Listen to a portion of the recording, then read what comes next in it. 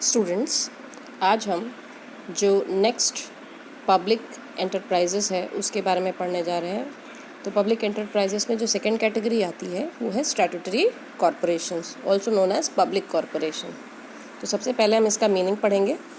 Public corporation का meaning देखिए, it is generally created as an autonomous institution by passing a special act in the parliament or state legislature.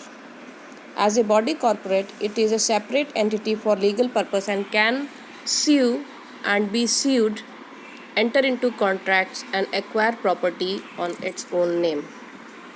इसका मतलब क्या है? इसका मतलब है कि जो पब्लिक कॉरपोरेशन है या हम कहें स्टैट्यूटरी कॉरपोरेशंस है, इनको कैसे बनाया जाता है, इनको कैसे क्रिएट किया जाता है।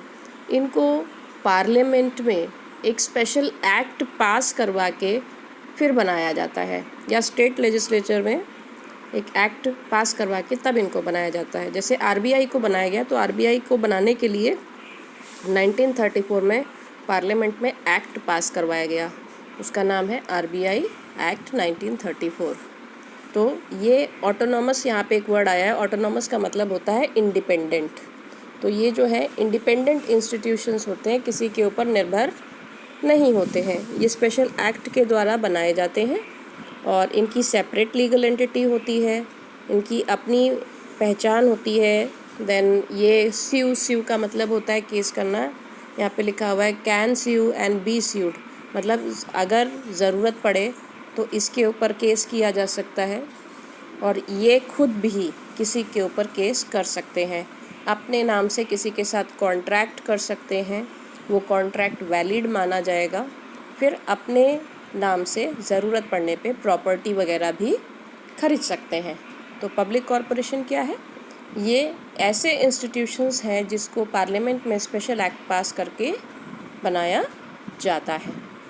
अब हम पब्लिक कॉरपोरेशन के एग्जांपल्स देखते हैं। तो इसमें जो पहला एग्जांपल, जैसे कि मैंने आपको बताया, RBI, reserve bank of India, ये एक ऐसा इंस्टीट्यूशंस है जो सारे बैंक को कंट्रोल करता है। फिर LIC, life insurance corporation, then Indian airline corporation, then KSRTC लिखा हुआ है, ये Kerala state road transportation corporation की बात कर रहा है। अगर हम अपने उत्तर प्रदेश की बात करें तो उत्तर प्रदेश का जो रोड ट्रांसपोर्टेशन है, जो बस सर्विसेज होती है, ये पब्लिक कॉरपोरेशन है।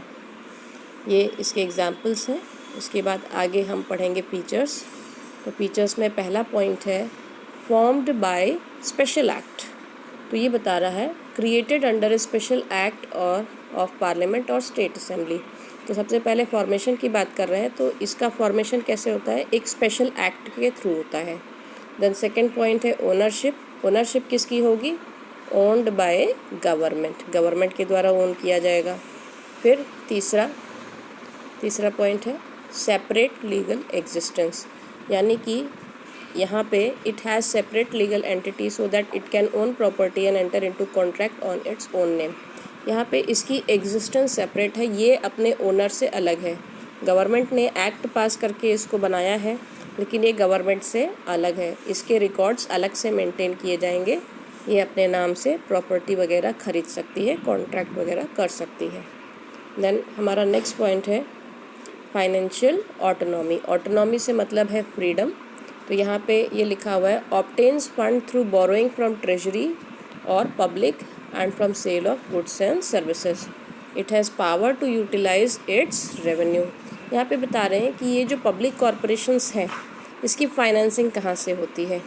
इसकी फाइनेंसिंग या तो ट्रेजरी से होती है, या फिर पब्लिक से होती है, या फिर जो भी ये प्रोडक्ट बनाते हैं या गुड्स एंड सर्विसेज बनाते हैं, उसको बेचते हैं, ख़रीदते हैं, उससे इनकी इनकम होती है, उससे इनकी फंडिंग होती है। और it has power to utilize its revenue, मतलब ये जो भी अर्निंग कर रहे हैं, जो भी पैसा कमा रहे हैं, उसको अपने अनुसार यूज़ कर सकते हैं।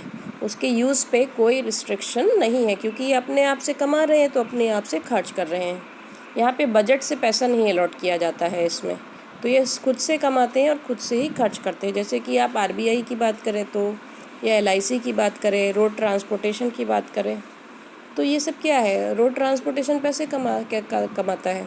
जो किराया होता है, जो पैसेंजर से वसूलता है, वही उसकी अर्निंग होती है, तो वो उसको अपने हिसाब से खर्च भी कर सकते हैं।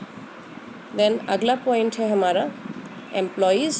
अगर हम एम्प्लॉयज़ की बात करें तो यहाँ देखिए क्या है, appointed as per terms and condition of the corporation and they are not to be treated as government servant. यहाँ पे बता रहा है कि जो स्टैट्यूटरी कॉरपोरेशंस है या हम कहें पब्लिक कॉरपोरेशन है, यहाँ पे एम्प्लॉय का जो अपॉइंटमेंट होता है, किसी भी व्यक्ति का जो अपॉइंटमेंट होता है, वो उस एक्ट में जो रूल बनाया गया है उसके हिसाब से उसका अपॉइंटमेंट होता है। उसमें टर्म्स और कंडीशन यानी सारे नियम और शर्तें उसमें मेंशन की गई होती हैं, उसके हिसाब से अपॉइंटमेंट किया जाता है। तो जो भी लोग इसमें अपॉइंटेड होते हैं वो गवर्नमेंट सर्वेंट नहीं होते हैं।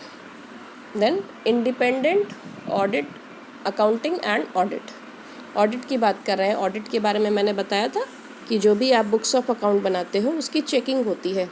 तो यहाँ पे ये बता रहे हैं, it has its own accounting and audit but not subject to government audit and budget allocation. यहाँ पे बता रहे हैं कि ये लोग भी अपने बुक्स ऑफ अकाउंट को ऑडिट तो करवाते हैं, लेकिन उस ऑडिट, जो भी ऑडिट करता है उसको बोलते हैं ऑडिटर।